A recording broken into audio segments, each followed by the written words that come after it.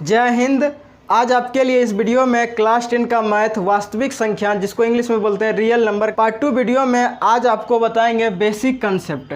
और basic concept में आज का टॉपिक रहेगा पूर्णांक, जिसको इंग्लिश में बोलते हैं इंटीजर बोलते हैं। क्या बोलते हैं? इंटीजर। तो इसका डिफिनेशन देखिए क्या लिखा है। यदि पूर्ण संख्याओं के समूह में प्राकृत संख्याओं के ऋणात्मक मानों को शामिल कर लिया जाए तो प्राप्त संख्याओं के समूह को पूर्णांक यानी इंटीजर कहते हैं। इसे आई अथवा जेड से सूचित किया जाता है। यहाँ पर बोल रहा है कि पूर्ण संख्याओं के समूह, पूर्ण संख्या जिसको इंग्लिश में बोलते हैं होल नंबर्स, जो कि होल नंबर कहाँ से आरंभ होता है तो जीरो से स्टार्ट होता है। 0 1 2 3 कहाँ तक ले? अनंत तक ले होते हैं। और उसमें हम क्या करते हैं कि प्राकृत संख्याओं के मानों को क्या कर देते हैं? शामिल कर देते हैं। तो प्राकृत संख्याओं के मान को शामिल करते हैं, लेकिन कैसा मान होना चाहिए? ऋणात्मक मान होना चाहिए, निगेटिव इंटीजर होना चाहिए। तो ऋणात्मक मानों को क्या करते हैं? शामिल कर देते हैं। तब जो संख्या का समूह बनता है उन संख्याओं के समूह को हम लोग पूर्णांक यानी इंटीजर कहते हैं। और इसको आई और जेड से सूचित किया जाता है। तो यहाँ पर देखिए जैसे में लिखे हैं कि आई अथवा जेड बराबर क्या लिखे हैं, इसको इन्फिनिट बोलते हैं इंग्लिश में और हिंदी में अनंत बोलते हैं। तो -3 -2 -1 0 1 2 3 इन्फिनिट तक लें। तो ये हो गया पूर्णांक यानी इंटीजर का एग्जाम्पल हो गया। अब इसमें से थोड़ा ध्यान दीजिए कि जीरो के इस साइड 0 -3 -2 -1 ये सब क्या है? निगेटिव इंटीजर है। तो इधर वाला जो नंबर होता है निगेटिव इंटीजर होते हैं। और 0 के बाद 1 2 3 यहाँ अनंत तक ले ये क्या है? पॉजिटिव इंटीजर है। धनात्मक पूर्णांक कौन हो गया?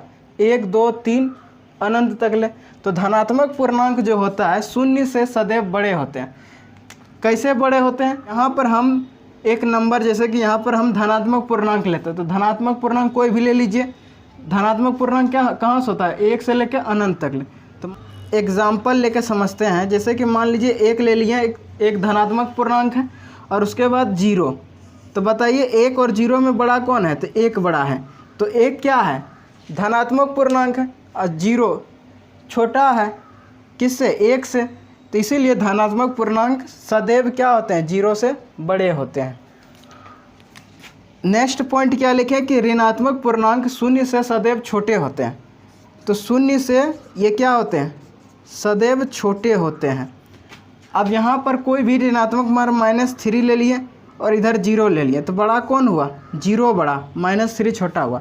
तो ध्यान रखना है कि ऋणात्मक मान हर हमेशा 0 से क्या होता है? ऋणात्मक मान छोटा होता है और शून्य ऋणात्मक मान से बड़े होते हैं। और हर हमेशा धनात्मक पूर्णांक शून्य से बड़े होते हैं।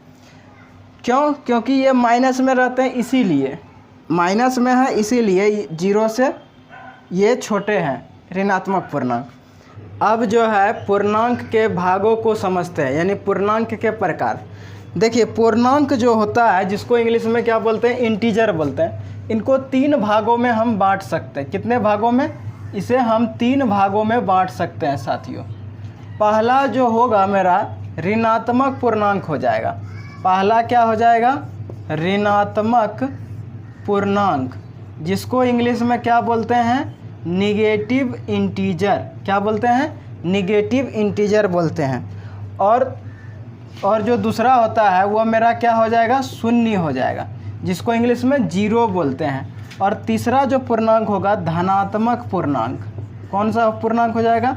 धनात्मक पूर्णांक, और जिसको इंग्लिश में क्या बोलते हैं? पॉजिटिव इंटीजर बोलते हैं। ऋणात्मक पूर्णांक का एग्जाम्पल क्या हो जाएगा? तो ऋणात्मक पूर्णांक का एग्जाम्पल हो जाएगा -1 -2 -3। कहाँ तक ले जाएगा? ये अनंत तक ले जाएगा, इन्फिनिट तक ले जाएगा। और शून्य का जो एग्जाम्पल होगा वो 0 ही हो जाएगा। और धनात्मक पूर्णांक का उदाहरण क्या हो जाएगा? 1 2 3 4 कहाँ तक ले जाएगा? अनंत तक ले जाएगा, इन्फिनिट तक ले जाएगा। तो पूर्णांक जो होता है जिसको इंग्लिश में इंटीजर बोलते हैं, इनको 3 भागों में बांटा जा सकता है।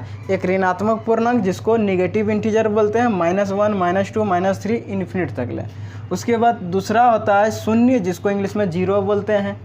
और तीसरा होता है धनात्मक पूर्णांक, जिसको इंग्लिश में होता है पॉजिटिव इंटीजर। तो 1 2 3 4 अनंत तक ले। शून्य के बारे में समझते हैं। नेक्स्ट पॉइंट लिखे हैं शून्य, जिसको इंग्लिश में बोलते हैं जीरो।